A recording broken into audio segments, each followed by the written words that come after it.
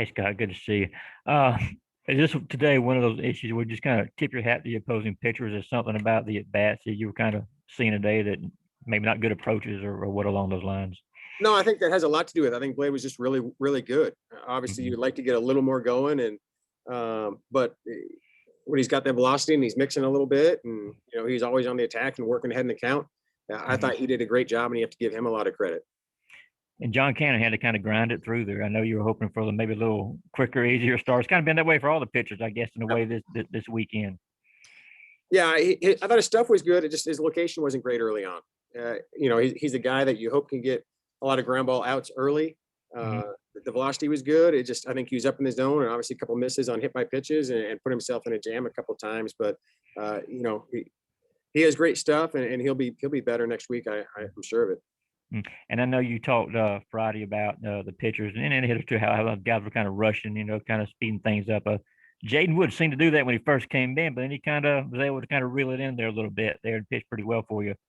Yeah, and that's the best thing about these young guys getting out there is as long as they learn from it and get better, then we'll be in really good shape, in the next couple of weeks. But that's the big thing is make an adjustment, and he did really quick in that game. He did, and he was outstanding Mhm. those last three innings. Just real quick about Nolan Crisp. Look, best he's looked so far, just what I've seen anyway. What about you? Yeah, it came out of his hand really good. Good tempo, works fast. I mean, he throws strikes. He really competes, and that's why we love him. That's why we like him in that situation. That was good to see. It's great for him. It's great for us, and I'm sure he'll keep getting better as the season goes on. All right, thanks, man. Thanks, Dash. Okay, next we're going to go to Jed May. Hey, coach. Going back to Jonathan, that first inning that he had was that a factor of him being sped up? Do you think, or was it just one of those No, days where he didn't have his best stuff? yeah, Best stuff. I don't think so. And again, the stuff was good. It just that for whatever reason the location was off a little bit. Um, a lot of those fastballs were up and gave him a chance to get hit, and I think he did a good job. He came out. There's only one run on the board, so for how much it appeared like he struggled and had guys on base, he did a great job of limiting damage.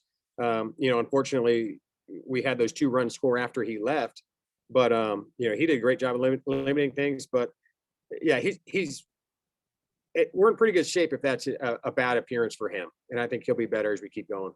You kind of mentioned it there, but he I guess kept things in check while he was in the game, even though he didn't have his best stuff. What do you think he learned today, just as far as in these games? You're not going to throw 7 shutout innings every time. You just got to keep your team in it. Yeah, and again, that's one thing I try to talk to hitters about. You don't need to be perfect. Tennessee's a great team. They're a really good team. There's a reason they're ranked as high as they are, but they're good the whole weekend, and that's what makes them great is being good all the time. I think sometimes we give guys too much credit and try to make perfect pitches or perfect swings when your good stuff is good enough. Okay, next we're going to go to Austin. Hey, Coach, you kind of mentioned there a little bit a second ago about Tennessee and what they bring to the table. Being able to kind of match with them for the majority of the weekend. I know you had a rough start on Friday, but Saturday and Sunday, what do you think that says about the team and where you are right now? Yeah, I just told the team I feel like they are who I think we are. We didn't play like that, but they limit opportunities. They don't make errors. You don't see any balls going to the backstop. They don't walk many people. And when you have good stuff and you're not giving a team more opportunities, it's really hard to score. And their lineup is tough 1 through 9. They got guys that could do damage and have good at bats, and even when they weren't getting hits, you might have been working the count and driving pitch counts up. So they're a challenging team to play, and I thought they did a great job of just playing clean baseball all weekend. Next we're going to go to Mark Weiser. Hey, Scott. I wanted to ask you, how it was going through the whole series, stepping in for Coach Strickland. And had you and Scott talked about such a scenario just in case? Ahead of time, not necessarily. It's not something any of us were expecting to go through. Obviously, his presence is missed. His presence in the dugout. He's been doing this a long time. Has a lot of feel as a head coach.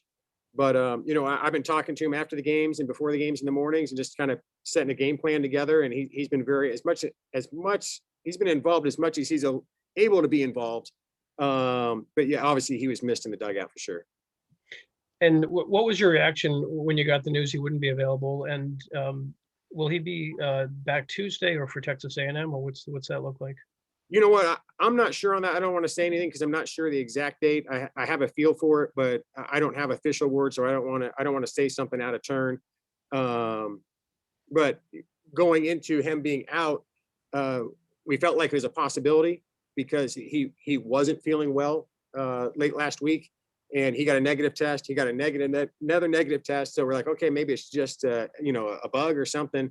But for how he was feeling, we always knew it was a possibility those last couple of days. But obviously surprised when we got the news on Friday. But yeah, I don't think any of us were shocked just because we knew how bad he was feeling. Thank you. Thank you.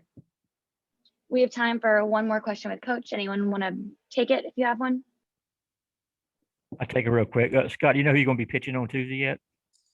No, it's going to be a mix and match with a lot of those guys you saw on Friday.